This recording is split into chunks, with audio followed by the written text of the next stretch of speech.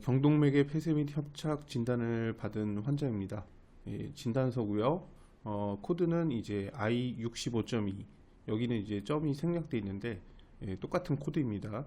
그래서 I652 코드를 받았고 최종 진단 판정이 됐습니다. 그리고 약물 치료하고 외래 경과 관찰이 필요하다.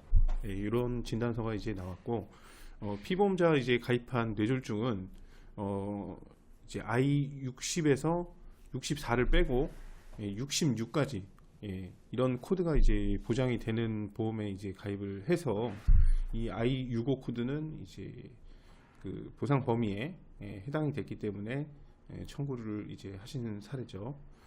그리고 보험사는 이제 이런 진단이 들어왔을 때 심사를 하는 게 이런 진단서만 단순하게 보는 게 아니고 이 진단을 내릴 수 있을 만한 이제 검사 결과나 이런 것들이 있는지 그런 것들을 우선적으로 따져보고 각종 이제 분쟁 사례나 이런 데서 다뤄지는 병력 신경학적 검진과 함께 진단돼야 된다는 내용, 그 다음에 회사마다 좀 다르지만 이 병으로 인해서 이제 나타나는 증상이나 후유증 이런 것들을 이제 따지는 회사들이 있습니다. 영상의학과 판독 소견서를 보면 이 서류는 이제 진단서를 쓰는 의사 선생님이 이제 의뢰를 하는 거고, 이 판독을 하시는 분은 영상의학과 의사가 이제 판독을 하게 됩니다. 여기에 보면은 이제 MCA 스테노시스 해서 이제 그 대뇌 동맥에 이제 협착이 있다, 이런 소견이 이제 나왔고, 이런 소견하고 이제 영상들을 보시고 아까 그 진단서를 이제 발행한 의사가 최종적으로 진단서를 이제 내주게 됩니다. 지금까지 두 가지 서류를 봤는데 특별한 이제 이상이 없어 보이지만 보험사는 이제 이 협착의 정도가 좀 경미한 경우에는 이 I65 코드를 부여할 수 없다, 이런 논리를 피고 그거에 관해서 이제 주치 면담을 통해서 이제 소견서를 확보를 하거나 타 병원, 대학병원이나 이런 데다가 자문을 구해서 의사 진단이 적합하지 않다, 이런 이제 근거를 확보하게 됩니다. 그래서 모든 경동맥 협착 진단 사례가 이제 그런 근거를 확보하는 게 아니고, 이런 협착이 심하다고 이제 명시가 안 돼 있거나 50% 이상의 이제 협착이 없거나 이런 사례들은 이제 조사를 통해서 그런 것들을 이제 밝히게 되는 거죠. 그래서 이 건의 이제 청구 결과는 보험사가 이제 부지급 처리를 했습니다. 뇌졸중 진단비에 대해서 부지급이다. 그 이유는 이제 이 사례에 대해서 대학병원에 이제 의료자문을 했는데 경미한 협착으로 판단이 됐고, 이제 혈관이 이제 두 가지가 있었는데 그쪽에 두 개의 이제 혈관에 전부 경미한 협착이다. 그리고 진단 기준은 50% 이상의 협착이 있을 때 진단을 하는 것으로 볼 수 있다. 이런 이제 가이드라인하고 여러 가지 이제 기준들을 적용을 해서 이제 환자의 진단은 적정치 않다 해서, 뭐가 적정하냐 해가지고 I67.2가 적정하다, 대뇌 축상경화증이 적정하다, 이런 식으로 이제 자문 자료를 이제 확보를 해서 이제 가입자한테 아까 청구 결과 안내에 관해서 우편으로 이렇게 발송을 한 거죠.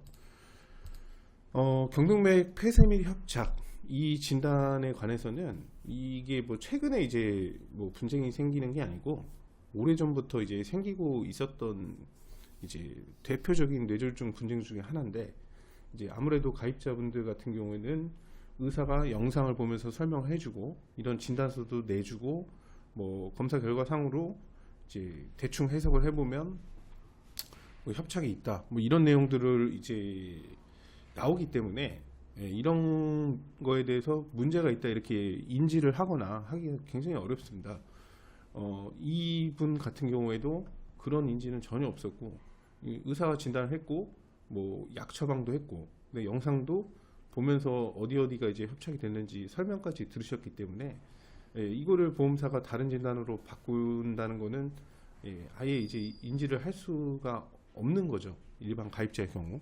뭐 저희 같이 이제 분쟁을 뭐 수도 없이 이제 경험한 사람들 같은 경우에는 이 검사 결과만 보고도 이게 이제 조사를 실시하면은 이상하게 흘러갈 수 있다. 이런 것들을 이제 알 수 있지만 가입자 입장에서는 의사가 진단 내렸으니 너희들도 뭐 확인해봐라. 그거에 대해서 이제 의문을 가지기가 굉장히 어렵다는 거죠.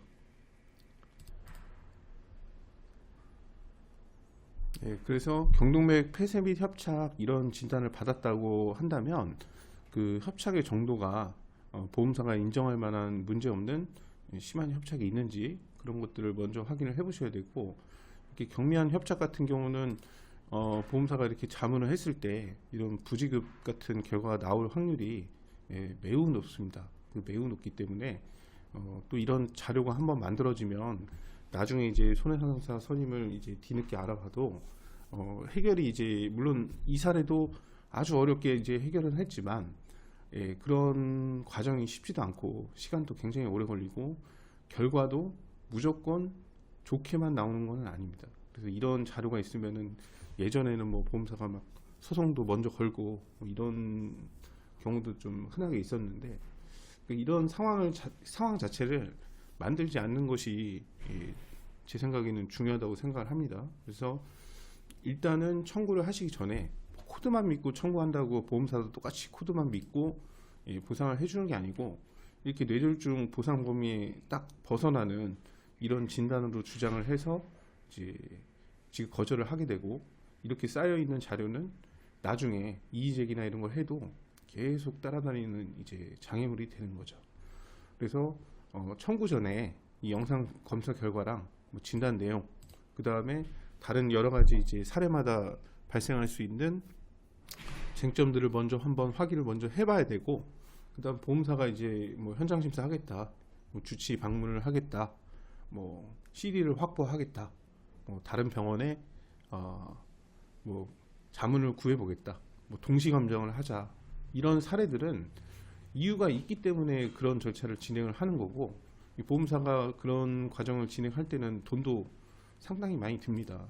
그리고 공짜로 하는 게 아니거든요. 이런 자문 같은 것들을.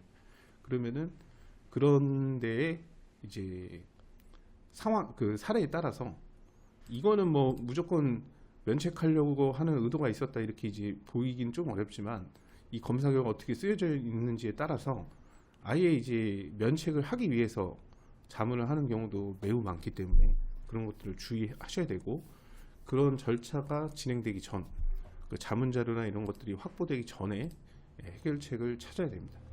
그래서 이런 분쟁을 겪고 계시다면은 저희와 함께 상담하시고 사례를 한번 먼저 검토를 해보고 가능성이 있는지, 그 다음에 이 사례처럼 부당한 지급 거절인지 이런 것들을 따져서 결국에 이제 해결은 이제 이 진단이 적합하고 뭐 다른 이런 진단들이 부적합하다, 그리고 보험에서 정한 이제 뇌졸중 진단에 들어간다, 뭐 이런 다각도로 여러 가지 이제 증명을 해야 되고, 이런 저희도 이제 손해사정서랑 첨부서류 이런 것들을 굉장히 많이 냅니다.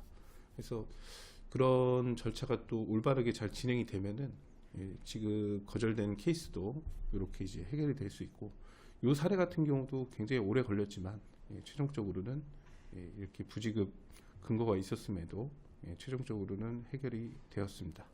감사합니다.